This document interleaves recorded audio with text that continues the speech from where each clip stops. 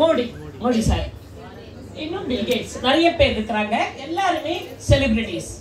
இங்க இருக்கவங்க மேம் சொன்ன மாதிரி நெட்வொர்க்னாலே ஆளை பிடிக்கிற பிசினஸ் அப்படின்னு சொல்லிட்டு நம்ம நாட்டுல ஒரு பேச்சு இருக்கு, ஒரு வழக்கம் இருக்கு.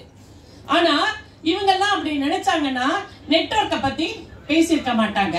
இதுல 2 பேர் பேசின விஷயங்களை மட்டும் நான் சொல்றேன். அதுல எனக்கு ரொம்ப பிடிச்சமான நபர் நம்ம மோடி, சாரி நம்மளோட அப்துல் கலாம் ஐயா. அவரை பத்தி அவர் என்ன சொல்லியிருக்காரு அப்படின்னா, அவரையும் பிடிக்கும், கண்டிப்பா பிடிக்கும்.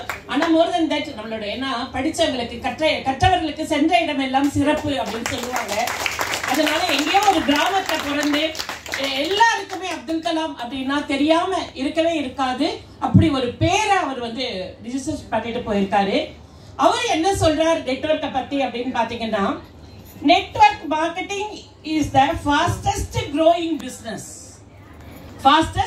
business of 21st century. 21வது நம்ம காலகட்டத்துல பாத்தீங்கன்னா fastest growing business which must be joined by every young man and woman. என்ன மாதிரி women, young women and young men எல்லாருமே must join பண்ணணும் அப்படின்னு சொல்றாரு. Globally, otherwise you can never get the best of your youth age. இதை விட ஒரு சின்ன வயசுல குளோபலி, இதை விட ஒரு சின்ன வயசுல உங்களுக்கு ஆப்பர்ச்சுனிட்டி வேற இல்ல அப்படிங்கிற மாதிரி சொல்றாரு. அப்புறம் பாத்தீங்கன்னா பில்கேட்ஸை பத்தி உங்களுக்கு எல்லாருக்குமே தெரியும். மைக்ரோசாஃப்டோட ஒரு கோ-ஃபவுண்டர். டாப் 10 வேர்ல்டு வைட் டாப் 10 பிளேஸ்ல ரிச்சஸ்ட் மேன் அந்த பட்டியல்ல வராரு. அவர் என்ன சொல்றாருன்னா, எனக்கு இன்னொரு ஒரு சான்ஸ் கிடைச்சதுன்னா நான் வந்து நெட்வொர்க் மார்க்கெட்டை தான் சூஸ் பண்ணுவேன் அப்படின்னு சொல்லிட்டு சொல்றாரு. நிறைய பேர் நிறைய விஷயங்களை சொல்றாங்க.